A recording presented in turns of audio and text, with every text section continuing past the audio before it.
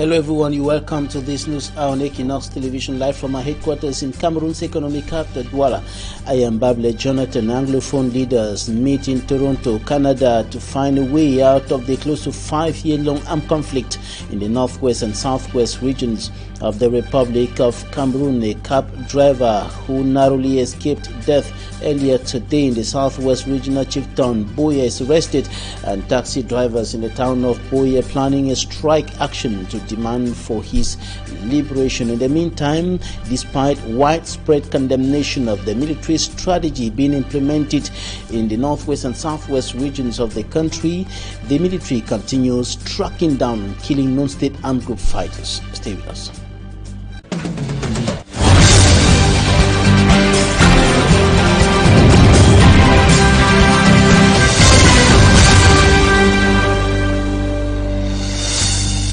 A taxi driver narrowly escapes death in the southwest regional chieftain Boya. That was earlier today at about 4 a.m.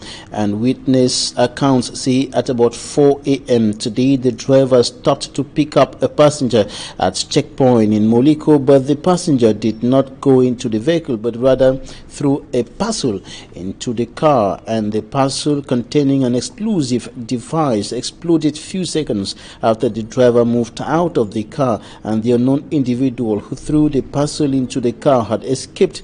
And of course the car was seriously damaged, and latest information streaming into our newsroom indicates that the taxi driver who was arrested has been arrested, and of course drivers are planning a strike action tomorrow to demand for his release and of course to press for his rights. And despite widespread condemnation of the military strategy being implemented within the context of efforts to stop the cessationist activities going on in the northwest and southwest regions of the Republic of Cameroon, the military continues tracking down and killing non-state armed group fighters and exposing their corpses in public. Details with Stella. Cross and die, tracked by elements of the Cameroon army. Soldiers who carried out the operation say they tracked him at Ntamafe, a locality in Mankon, Bamenda 2 subdivision. The army commander of the 5th Joint Military Region says the self-made General Cross and Die was killed on Friday, October 29th, during one of many special operations taking place across the Northwest region aimed at tracking down separatist fighters. His body was displayed for public viewing. Among the populations who took turns to see the remains displayed at the hospital runabout were equally his victims, but no one dared to speak. The conflict in the northwest and southwest regions is yet to end, and many of these people are either victims or targets. And top Anglophone leaders from different sectors of life, including those who have been fighting for cessation, fighting for the restoration of the independence of former British Southern Cameroons, meet in Toronto, Canada, to find lasting solutions to the crisis that has been pulling on for more than close to 5 years today, leaving several persons dead, thousands displaced, and many living in precarious conditions. And of course they were meeting in Canada within the framework of a meeting organized by the Coalition for Dialogue and Negotiation. For me, Armstrong Sander has the details in this report. The high-level leadership retreat brought together a broad and cross-section of separatist leaders, the Anglophone civil society, women leaders, religious and cultural leaders, with the goal to seek a framework for collaborative actions toward a peaceful settlement of the 5-year bloody armed conflict in the northwest and southwest English-speaking regions of Cameroon. Organized by an international non-governmental organization, the Coalition for Dialogue and Negotiations, closed-doors activities and deliberations ran between October 29th and November 1st, 2021, with focus on a pathway to a credible and mediated negotiation to end the worsening conflict.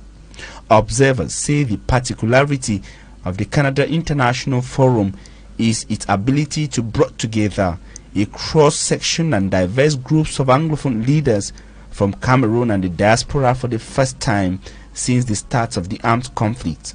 As the event runs up today in Canada, hopes are high that a consensus on how to engage all former Southern Cameroonians toward a common pathway to peace will be reached.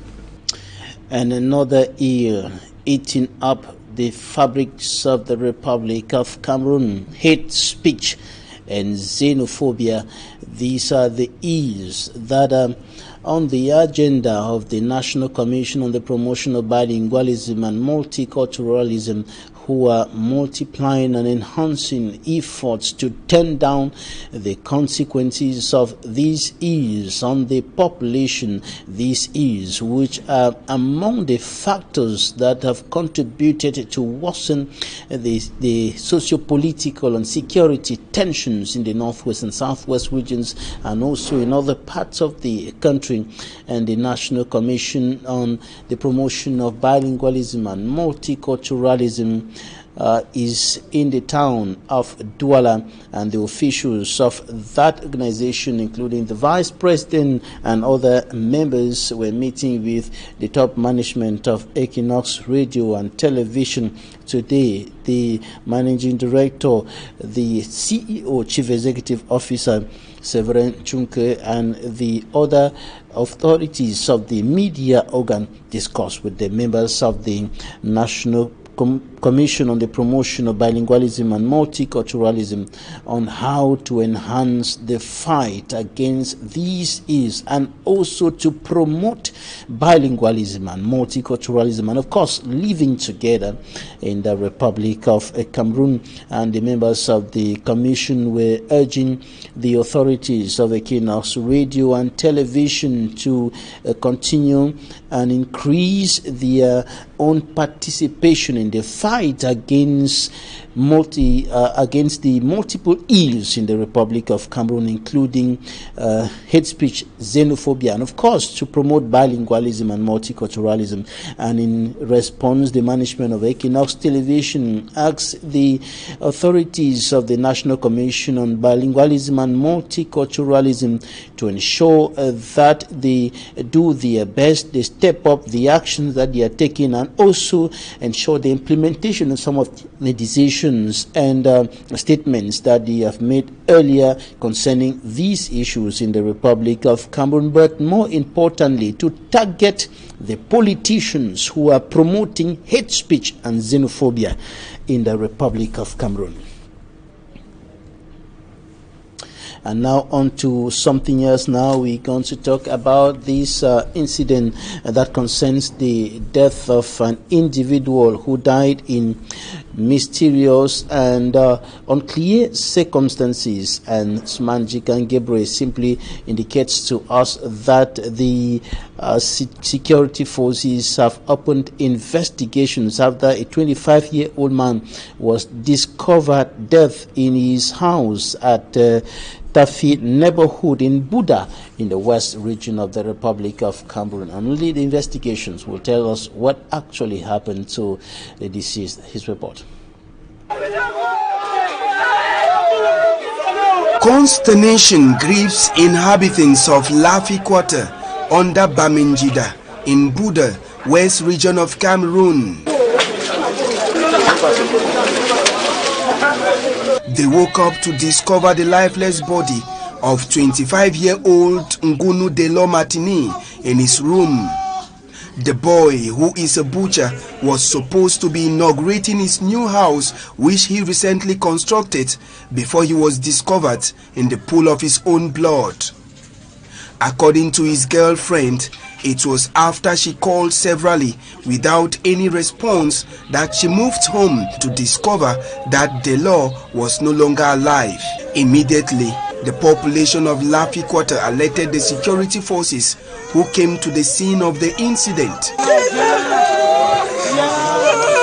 The lifeless body of Ngunu Delo Martini was later taken to the mortuary, while security forces have opened investigation to get to the root cause of his death.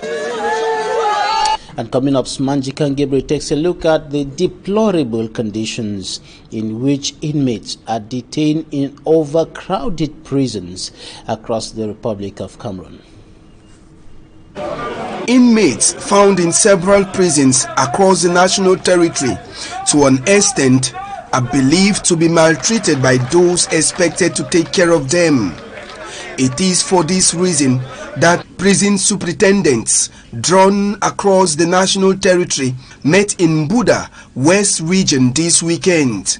The goal for their gathering is to exchange on ideas on how to better handle the inmates placed in their hands. The aim is also to exchange experience among us, our work which we are called up to do, taking care of inmates and also the personnel who are placed under our control. Many are now hoping that after this meeting amongst the prison superintendents, things will change so far as the management of inmates is concerned in the country. Charles Ekome now takes us round the continent with updates of news on the African continent. News around Africa: 3 people were killed and over 100 severely injured in Sudan over the weekend. Security forces fired shots and tear gas to displace protesters in the nearby city of Omdurman. The Interior Ministry denied that live rounds had been fired. The army seized power on Monday, detaining Prime Minister Abdallah Hamdok and other civilian leaders. Coup leader General Abdel Fattah Burhan dissolved civilian rule on Monday. The general, who also called a state of emergency, said his actions were justified to avoid civil war and stop political infighting. The military takeover, however, has drawn widespread international condemnation. News out of Africa: the highly anticipated COP26 climate change summit has begun in the Scottish city of Glasgow. Delegates from around 200 countries are there to announce how they will cut emissions by 2030 and help the planet with global warming because of fossil fuel emissions caused by humans. Scientists warn that urgent action is needed to avoid a climate catastrophe. United Kingdom's Prime Minister Boris Johnson said the summit will be the world's moment of truth. Thank you, Charles Ekome. And coming up next, Talking Point.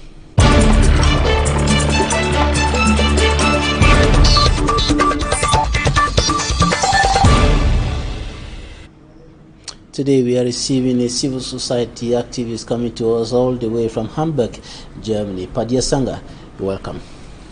Babila, good evening and thank you for the tough fight you have been putting on to make sure that people like us can be free to express ourselves in this country. And I want to congratulate you guys for your tenacity and your editorial line above all odds. I'm always happy to be part of this Equinoxe family. You're welcome. All right, you're welcome back home. Home is home, and there's no place better than home. All right, we are going out of the country, but to talk about things happening here back home. Yes. Anglophone leaders meeting in Toronto, Canada.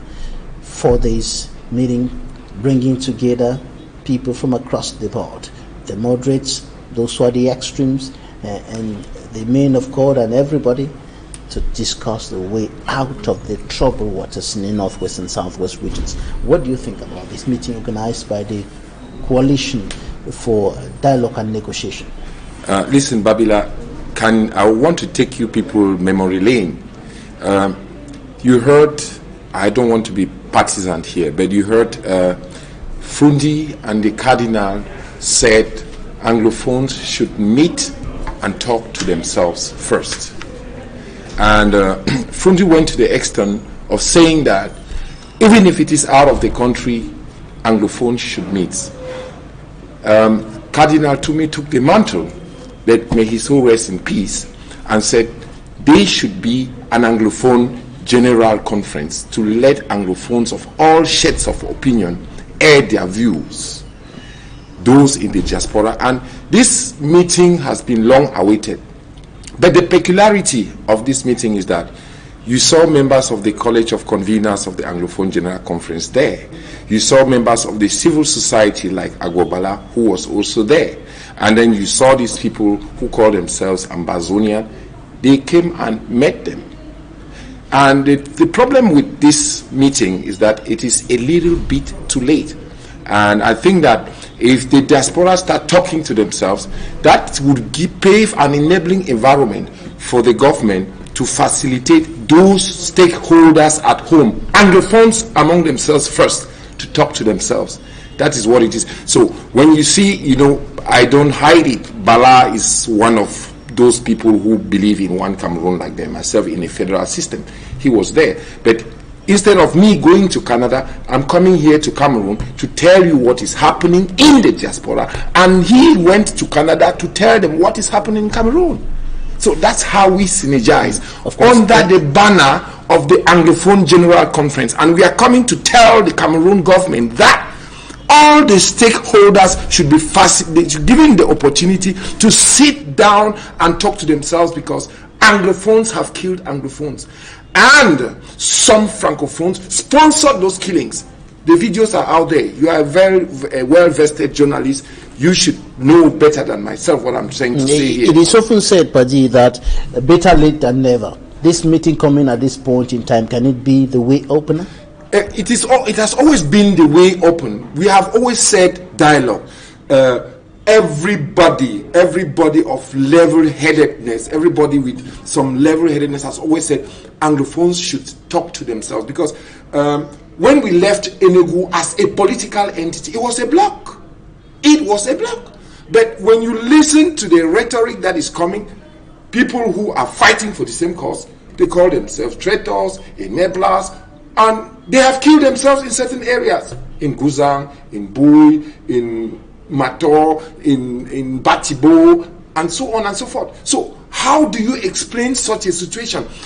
And I am very happy that we had Cardinal, His Eminence, Christian Cardinal, to me, pave the way forward, together with other religious leaders like Fominki and the Imam of Bamenda, the Imam of Boya. And we are insisting that if he starts abroad, because those are the people who were sponsoring, they are now capitulating to the idea of an Anglophones talking to themselves first.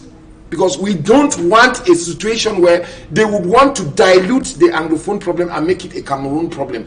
Cameroon has problems which are very peculiar and which are in all the 10 regions according to the present constitution. But the Anglophone's peculiarity is that we voted to be part of Cameroon and no other region decided to be part of Cameroon. So we have to clear that, we have to make that dichotomy to make sure that Anglophones will come together and evacuate these questions. What happened in Guzang that children were killed in December 2018? What happened in Bui? What happened that thieves were killed in Libialem? What happened that people were killed, massacred in Gabu? What happened to Florence Ayafo? What happened to Bebe Blanche? What happened? And then we also want to bring these people who under the military banner, who committed atrocity. I'm happy that some of them, according to what we are reading, some of them have been brought to book, but it is not enough. It is not enough. So we want this dynamic to go so that it should never again happen that somebody will sit and conceive the idea that I can just go to my village, create what they call a defense force and start kidnapping people, collecting ransom. Remember what happened to priests in Mato. But I'm happy that the religious leaders are involved, because they are part of those people who have suffered the most from atrocities, either from the Cameroon government or from the Ambazonian side, Babila. But yes, Senga, in such a meeting, it ends today, of course, bringing together people from the extremes, people from the middle, people from moderate positions. What can we really expect from this meeting, knowing that there have been some Anglophones who have maintained their position, saying independence or nothing else? Babila, you see, we are not in a monotheistic culture where you say it's my way or nothing. It doesn't happen like that. And anybody who's saying that it is independence or nothing, who gave him, first of all, the mandate? Who gave him the mandate? If we want to claim that we left Enugu as a bloc and we had elected officials. We had credible people who did not agree on everything, but they managed to put themselves together and worked out as a bloc and constituted an assembly in Boya that people are claiming. But people sat in the diaspora, neglected those at the home front, desecrated every institution that is typical of the Anglophone, funds and cheese, and then kidnap some of them, collected ransom, kill some of them, and say it is independence. It doesn't work that way. There is a way of going out through this thing, and those who think that it is their way or the highway, time will judge them. There are mechanisms to handle situations like that. I'm not here to say what mechanism we need to put in place to handle situations, but anybody, you heard those who were claiming that they are Americans, they are Canadians, they already told you, the Americans whom they went to, they say anybody who's standing at the way of peace, and I'm not revealing any secret to you. Some people will be going to jail. They'll be tried on the 12th of December because they were smuggling arms to Nigeria illegally from this thing.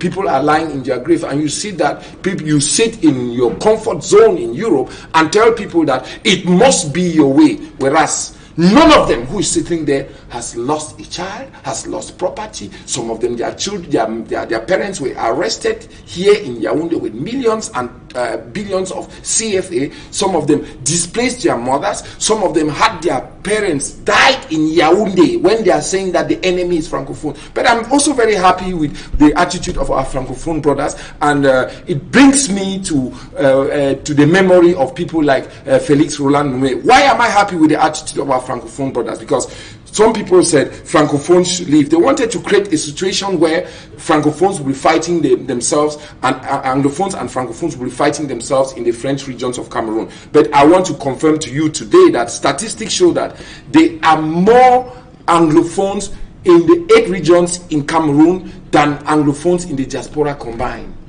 All right. Now, this meeting started today or ends today, and it is the beginning, I want to think so, is the beginning of a journey, of a progressive move towards a return to normalcy, peace in the northwest and southwest regions. What should be the right track to be taken by all those partaking in these discussions and negotiations? What should be the right mindset to be able to move towards that objective? Babila, you know why I'm sitting here and why you hear Padia Sanga all over the place sometimes is because we are one of those people who cautioned the national dialogue.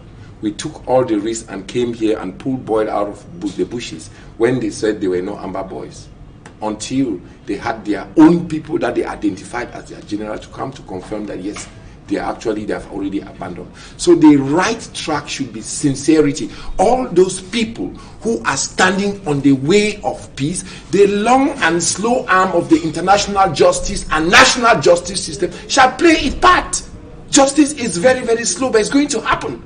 So I am very, very happy that we have people who were part of that national dialogue and that we agreed and we caution the government that it is a process and you should engage every stakeholder. Those people who think that they are afraid to come to Cameroon, let them meet somewhere and come up with something that will be acceptable to people like us. Sincerity. And those of us who accept to come to Cameroon, who come to Cameroon and tell people like you, Babila, they should create an enabling environment that you'll be able to report what the people of Nkambe decided, what the people of Bamenda decided.